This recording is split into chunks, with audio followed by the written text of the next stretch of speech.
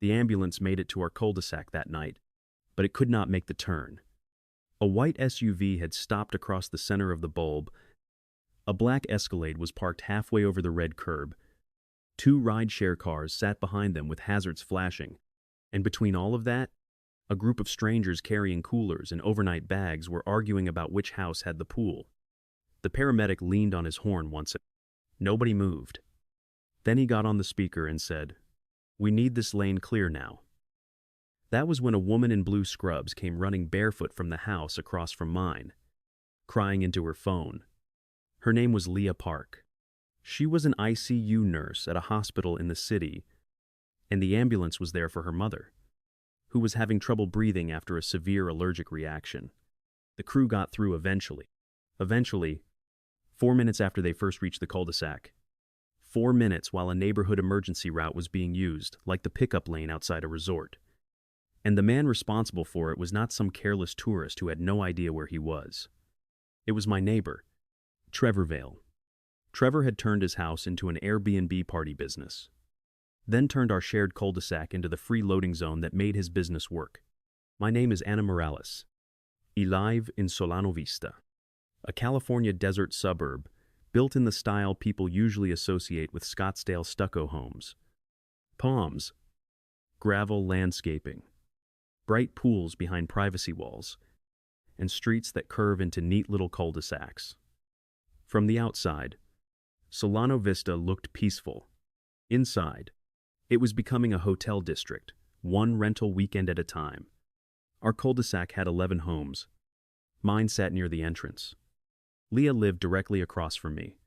Trevor's house was at the far end, where the circular turnaround widened enough for garbage trucks, moving vans, delivery drivers, and emergency vehicles to turn safely. That turnaround belonged to the HOA. It was common area pavement.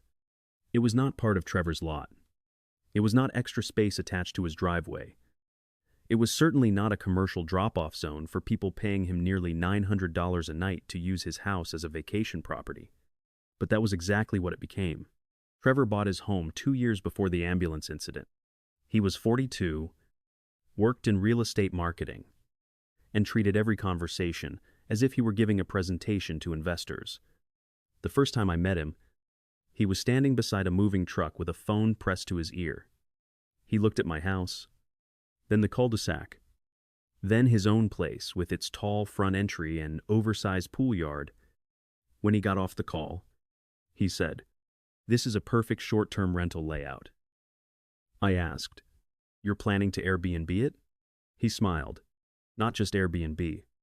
The high-end market, golf weekends, weddings, music festivals, corporate retreats. People pay for privacy." I looked past him at the narrow street. "It's a residential cul-de-sac." "Exactly," he said. "That's the selling point." At the time, I thought he meant quiet. I learned later that Trevor's definition of quiet was a house full of paying guests who only made noise after midnight. Solano Vista allowed limited short-term rentals. The city required owners to register, pay local lodging taxes, follow occupancy and parking limits, name a local contact person, and comply with HOA rules. The HOA rules were stricter than the city's in some ways. No events, no commercial parties, no curbside parking that blocked traffic, no use of common areas as part of a rental operation. That sounded good on paper. Then Trevor discovered the loophole everybody with a short-term rental business looks for. He did not advertise events. He advertised group-friendly stays. He did not advertise party house. He advertised resort-style home for celebrations. He did not say guests could park in the cul-de-sac. He sent them a message after booking. "Please use the circular turnaround briefly for luggage drop-off. Our neighborhood concierge will guide you." Neighborhood concierge. That was the HOA security guard. At first, Trevor's rentals were annoying but manageable. A family would arrive on Friday afternoon. Someone would park crooked for 10 minutes while they unloaded. A food delivery driver would block the lane. Guests would leave pool floats in the front yard. Then everyone would go inside. But within 6 months, The house was booked almost every weekend. Thursday arrivals, Friday arrivals, Saturday brunches, Sunday departures, Monday cleaning crews. By summer, there were strangers coming through our cul-de-sac almost every day. Cars pulled in at midnight with headlights pointed into bedroom windows. Rideshare drivers stopped in front of driveways because they could not figure out which house was Trevor's. Guests got lost and knocked on our doors. One bachelor party group tried to use Leah's side gate because they thought her house was the rental. Another group set off fireworks in Trevor's pool yard after 1 a.m. Trevor always had the same response. They're paying guests. Anna. They don't know the neighborhood. That was not an apology. It was a business model. Leah had the hardest time with it. She worked 12-hour shifts, sometimes days, sometimes nights. When she came home exhausted, she needed sleep. Instead, she got rolling suitcases on pavement, trunk doors slamming, drunk guests laughing outside Trevor's house, and security guards telling residents to move their own cars so vacation renters could unload. The security guards were the part none of us understood at first. The HOA had hired a private security company after several residents complained about break-ins near the mailboxes. That was understandable. We all voted for added patrols. Then, gradually, the guards started acting like Trevor's personal event staff. They would stand near the cul-de-sac on Friday nights. They would wave guest cars toward the turnaround. They would tell residents not to stop near the red curb because guest traffic needs room. One night, I watched a guard ask Leah's sister to move her car from in front of Leah's house, while 3 Airbnb guests sat in parked vehicles waiting to check in. Leah called the HOA manager the next morning. She asked why security was directing traffic for one homeowner's rental guests. The manager, a woman named Paula Barnes, said, "They're helping maintain order." Leah said, "Order for who?" Paula replied, "The community benefits when traffic is managed." That answer stayed with me, because the community was not benefiting. Trevor was. The rental listing made that obvious. His house was advertised as the Solano Social Club. It claimed it could host 14 overnight guests, though the city permit allowed a maximum occupancy of 10. It listed 5 dedicated parking spaces, even though Trevor's driveway held 2 cars comfortably. His garage had been converted into a game room, and the other 3 supposed spaces were clearly being treated as curbside spots around the cul-de-sac. The listing also promised easy group arrivals with private guest staging. Private guest staging. On HOA pavement. A month before the ambulance incident, I attended a board meeting and asked whether Trevor's STR permit listed the cul-de-sac as parking. The HOA president, Glenn Riker, did not answer directly. Glenn was a local insurance broker and Trevor's closest friend in the neighborhood. They played golf together. They had both backed the security contract. Glenn often described Trevor's rentals as an economic reality we need to manage sensibly. At the meeting, I asked, "Is the HOA receiving compensation from Trevor for the extra security patrols?" Glenn said, "The HOA is not in the business of singling out homeowners." That's not what I asked. The security patrol protects all residents. Then why does the guard direct Airbnb guests into our turnaround? Glenn looked at Paula. Paula said, "We have no formal policy authorizing that." I said, "Then tell them to stop." Nobody did. The ambulance night happened on a Saturday in August. It was 10:48 p.m. Leah had returned home from a shift early because her mother, Mrs. Park, had been feeling unwell. Trevor's rental had a group of 10 adults checking in for what they called a small birthday weekend. 30. There were already cars everywhere. A white SUV was parked in the center of the turnaround while the driver unloaded suitcases. The Escalade sat near the fire hydrant with its music still playing. 2 rideshare cars waited in the travel lane. A red Jeep had pulled up behind them because its passengers had the wrong gate code. Adzece, Cincisec și unu. Leah called 911. Her mother's breathing had become shallow. Leah told the dispatcher she thought it might be an allergic reaction to medication. She unlocked the front door. ran outside, and started waving toward the street. The ambulance reached our cul-de-sac at 10:57. It could not enter. The driver stopped at the mouth of the turnaround, radioed dispatch, and sounded the horn. One guest moved slowly. Another asked whether they could leave their car just for a minute. The security guard was there, but instead of clearing the road immediately, he was trying to locate the owner of the Escalade by asking guests from house to house. Leah was screaming by then. Not dramatic screaming. The kind that comes from somebody trained in medicine who knows exactly how dangerous delay can be. The paramedics finally grabbed equipment and ran the remaining distance because the ambulance could not turn around safely. Mrs. Park survived. She was treated and released the next day. But the paramedics' report noted that access had been delayed by obstructing vehicles in the cul-de-sac. That report became the first document in my file. The next morning, Trevor came to my door. I thought he might apologize. Instead, he looked irritated. "Anna, you're telling people my guests blocked an ambulance." They did. They were unloading. The ambulance could not turn. It still got there. After a delay, Trevor crossed his arms. "You're making this sound like I caused a medical emergency." "No, I'm saying your guests created an access problem during one..." He shook his head. "You and Leah have been looking for a reason to shut down my rental since day one." I said, "No. We've been asking you to stop using our cul-de-sac as your check-in desk." Then he said the thing that made me stop trying to reason with him. "The street belongs to the HOA. I pay dues too." He was right about one thing. The street belonged to the HOA. That was exactly why he could not rent it out as if it belonged to him. I did not start with a lawsuit. A lawsuit against Trevor or the HOA would have meant attorneys, months of discovery, arguments over governing documents, and no guarantee that the cars would stop blocking the turnaround next weekend. The city had a faster process. Short-term rental permits were not permanent rights. They came with conditions. If an owner lied on an application, exceeded occupancy limits, failed to provide legal parking, or created repeated verified nuisance violations, the city could suspend or revoke the permit. The problem was proof. One ambulance incident mattered, but Trevor would call it unusual. One complaint about noise could be dismissed.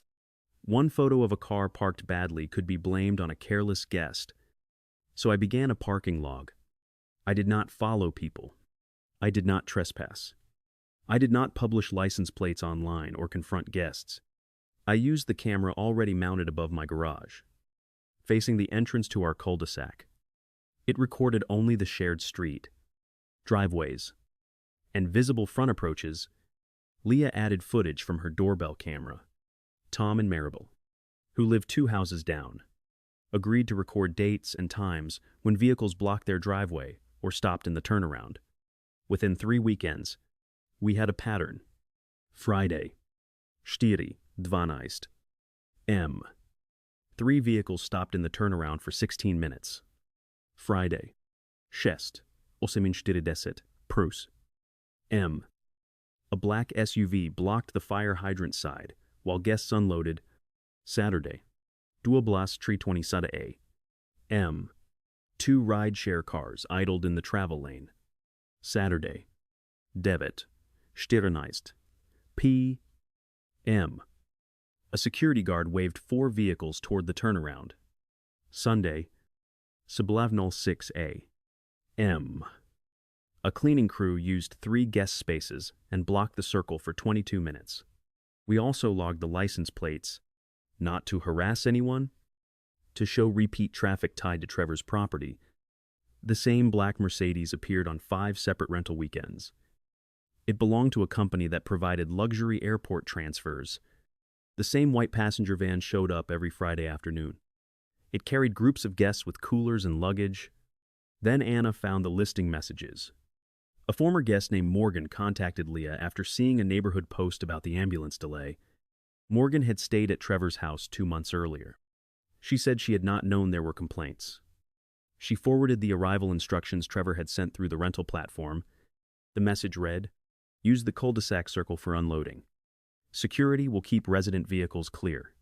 You may leave a car there temporarily if the driveway is full. That was not a guest misunderstanding. That was a written instruction.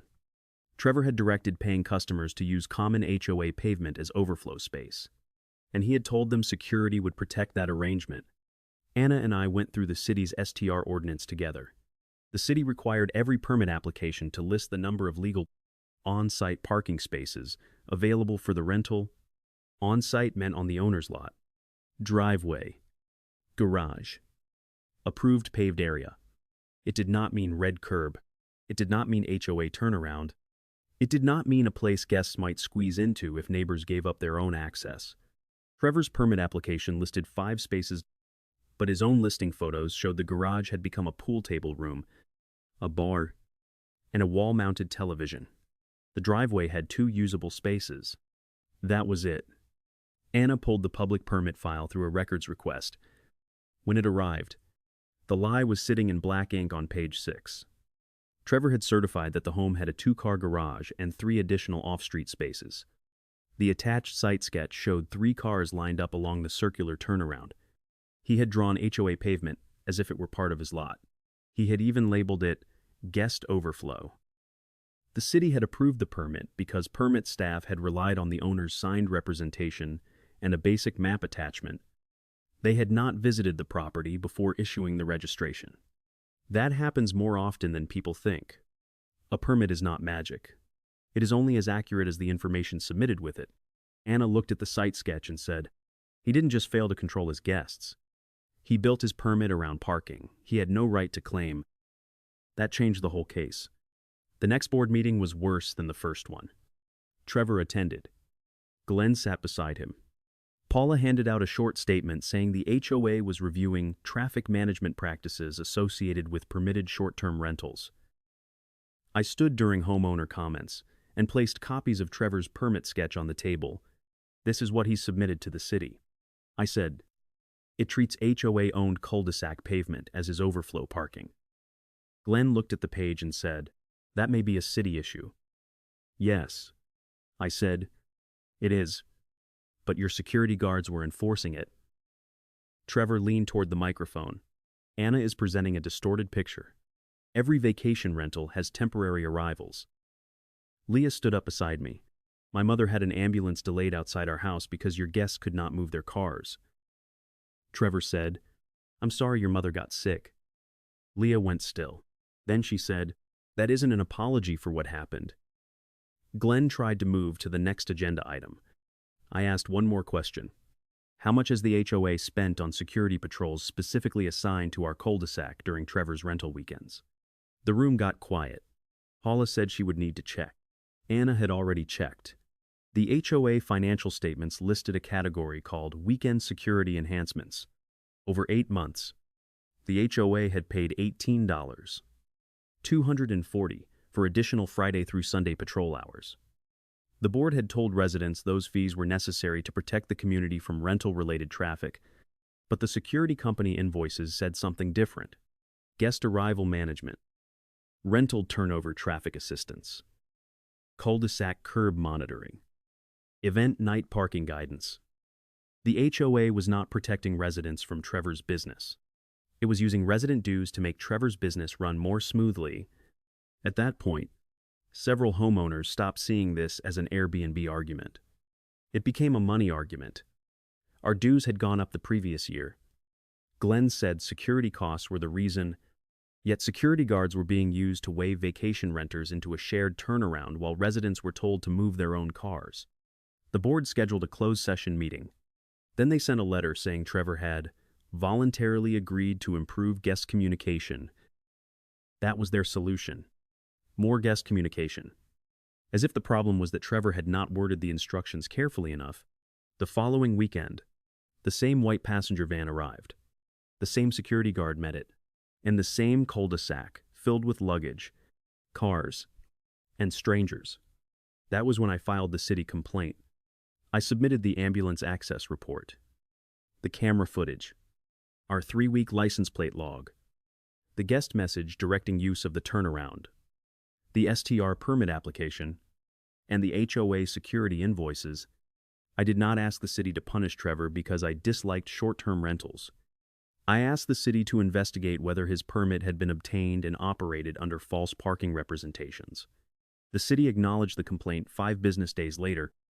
An STR compliance officer named Monica Hale was assigned to it. Her first question was, "Do you have evidence that the listed parking spaces are not on the owner's property?" Anna said, "We have the HOA parcel map, the permit sketch, aerial imagery, and photos showing the garage conversion." Monica asked for all of it. Her second question was, "Do you have evidence the owner instructed guests to use the common area?" I forwarded Morgan's message. There was a pause on the line. Then Monica said, "Please preserve the original file and platform header." That was when I knew the city had found something worth looking at. Trevor received a notice of investigation 2 weeks later. He called me that evening. His tone was different this time, less polished. "You went to the city?" "Yes." "You're trying to shut down my income. I'm trying to stop you from using our cul-de-sac as rental infrastructure. You could have come to me. I came to you. Leah came to you. The board came to you. You told guests security would keep resident vehicles clear." He sounded angry now. "I have a legal permit. You listed 5 parking spaces that don't exist. I have access to the circle. You have access to drive through it. You don't have the right to rent it out." Trevor said, "You don't understand what you're costing me." I did understand. His rental was booked 26 weekends in advance.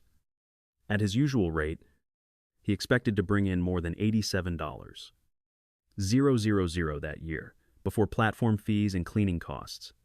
That was why he refused every reasonable request. The driveway was not large enough for the groups he wanted. The house was not legally equipped for the number of guests he advertised. The cul-de-sac was the missing part of his business plan, and he believed the HOA would always protect it. The city inspection happened on a Thursday morning. Monica Hale arrived with a code enforcement officer and a parking compliance specialist. Trevor met them at his front gate with an attorney. He had cleared the cul-de-sac. He had emptied the game room garage enough to fit 1 car. He had removed a temporary guest arrival sign from the side fence. But the evidence had already been collected. Monica measured the driveway. 2 vehicles. She inspected the garage. 1 vehicle, if the bar and pool table were removed. She checked the permit sketch. 5 parking spaces. Then she walked to the turnaround and compared the parcel map against Trevor's drawing. The cul-de-sac was clearly HOA common area. Trevor's attorney argued that temporary loading did not constitute parking. Monica showed him the guest instructions. "Your client told guests they could leave cars there temporarily if the driveway was full," she said. Trevor said, "That was for convenience." Monica replied, "Convenience is not a legal parking space." That was the moment I knew exactly what we were going to do next. We were going to let the permit process finish. Because Trevor had spent months acting like every complaint was personal. But permits do not care who likes you. They care what you certified, what you operated, and whether the evidence matches the application. And if you believe a neighborhood should not have to fund somebody else's rental business just to keep its own streets usable, subscribe to Anna's Neighborhood Justice. The next document Monica found turned a parking lie into a 1-year shutdown. The city did not suspend Trevor's permit the day of the inspection. That would not have been believable, and it would not have been fair. He received a written notice of proposed action. The notice listed the evidence, gave him time to respond, and scheduled an administrative hearing 30 days later. The city alleged 3 violations. First, false information on the short-term rental application regarding legal on-site parking. Second, repeated operation of the rental in a way that created traffic and access obstructions in the common cul-de-sac. Third, a failure to comply with the permit's requirement that the rental not create a verified public safety nuisance. Trevor had the right to submit documents. He had the right to bring an attorney. He had the right to argue the city was wrong. And he did all of it. His attorney claimed the 5 parking spaces were reasonably available. He argued that the garage could be cleared. He argued that the turnaround was used only for brief loading. He argued that a single ambulance delay should not be turned into a permit suspension. Then Anna submitted the evidence Trevor could not explain away: the security invoices, the guest instructions, the repeated plate log, the time-stamped videos, and the HOA email from Glenn Riker to Paula Barnes. Anna had requested the board's communications after the financial statements revealed the security spending. The email was sent 6 weeks before the ambulance incident. Glenn wrote, "Trevor's arrival volume is becoming a resident relations issue. Have patrol. Keep the circle free for his guests during peak check-in windows." Paula replied, "Residents will complain if we ask them to move." Glenn answered, "We need to protect the rental flow until we sort out a policy." Protect the rental flow. That phrase ended the argument. The HOA had known Trevor's business depended on the turnaround. The HOA had spent residents' security money protecting that arrangement, and the HOA had done it while telling everyone the guards were there for community safety. At the hearing, Trevor tried to distance himself from Glenn's email. He said he had never asked the security company to move resident cars. The city officer asked whether he had told guests security would guide them. Trevor admitted he had. The officer asked whether he had told guests they could use the circle if the driveway was full. Trevor said, "Temporarily." The officer asked whether he had represented common area pavement as 3 dedicated parking spaces on his permit application. Trevor looked at his attorney. Then he said, "That was based on how the property had always functioned." The officer said, "Your neighbor's complaints and the ambulance report suggest it did not function safely." There was no dramatic courtroom ending. No handcuffs. No crowd cheering. Just an administrative decision issued 11 days later. The city found that Trevor had made material misrepresentations in his STR parking declaration and had used HOA common area as a routine operational part of his rental business. Under the city's STR rules, a permit obtained through false material information could be suspended for 1 year. Trevor's permit was suspended for 12 months. He could not accept new bookings. He had to cancel existing bookings scheduled after the effective date. He had to remove the listing from rental platforms while the suspension was active. And when the year ended, he would not automatically get the permit back. He would have to reapply, prove legal on-site parking, and show compliance with occupancy and neighborhood rules. The first thing Trevor did was blame me. He posted in the neighborhood group that a small group of anti-rental residents had destroyed a local homeowner's income over temporary parking. That post lasted about 2 hours. Then Leah uploaded the ambulance report. Tom uploaded photos of the cul-de-sac blocked by guest cars. Maribel uploaded the city finding, and somebody posted the HOA security invoices. Trevor deleted his post. The HOA's problem was not over. Once homeowners understood how the security money had been used, they demanded a financial review. The HOA had collected a special weekend security stabilization charge as part of the annual budget increase. Glenn had justified it by saying rentals had created unpredictable traffic risks. That was technically true.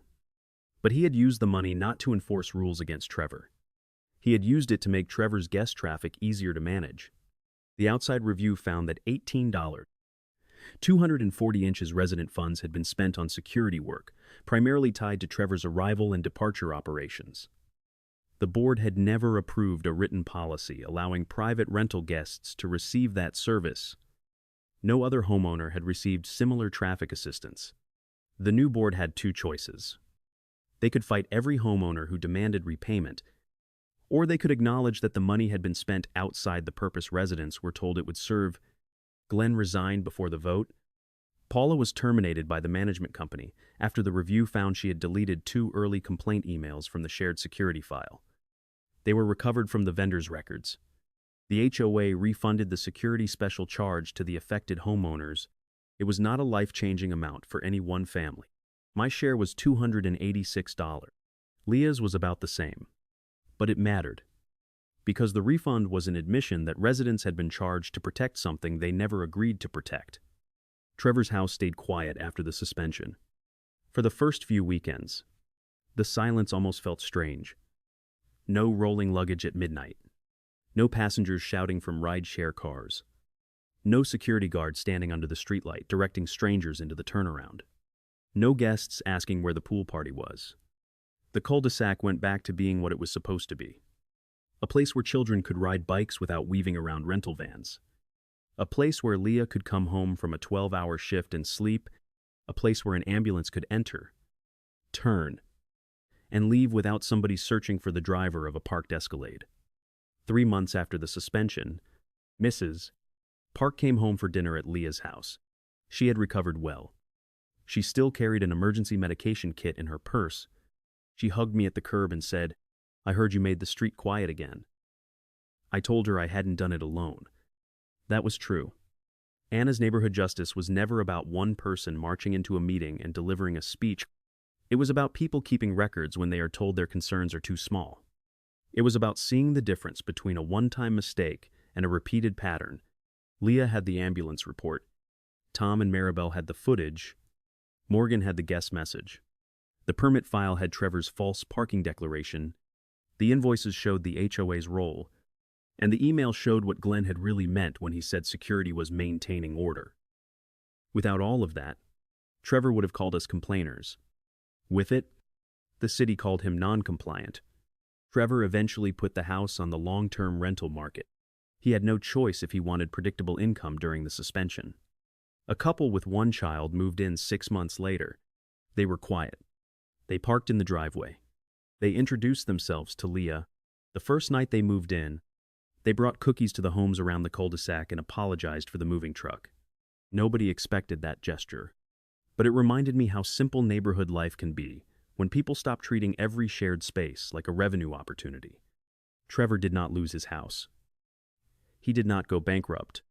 He lost a year of short-term rental income because he built that income around parking spaces he did not own, guests he did not control, and HOA resources he was never entitled to use. That was fair. A business can be profitable. It can be legal. It can even be good for a homeowner. But the moment it depends on turning your neighbor's access, safety, and peace into unpaid operating expenses, it stops being somebody else's problem. I never wanted to freeze Trevor's permit. I wanted him to stop treating our cul-de-sac like a hotel driveway. He had every chance to do that. He just thought nobody would force him to. If someone on your street listed HOA common areas as part of their Airbnb operation, would you report it immediately, or would you first try to work it out privately? Some people will say short-term rentals are a homeowner's right. Others will say the right ends when emergency access and shared neighborhood space become part of the rental package. Tell me where you draw the line in the comments. And if you enjoy stories where the evidence is stronger than the excuses, subscribe to Anna's Neighborhood Justice. Around here, the truth usually starts with one camera clip, one permit form, and one person refusing to look away. This video is a fictionalized, dramatized storytelling narrative based on real-life HOA, neighborhood, parking, and short-term rental themes. Names, characters, locations, documents, events, and outcomes may be invented, reconstructed, or changed for entertainment. Visuals may be generated using AI or other digital tools. This content is not legal, financial, real estate, or professional advice. Laws, HOA rules, and short-term rental regulations vary. Consult a qualified professional about your own situation.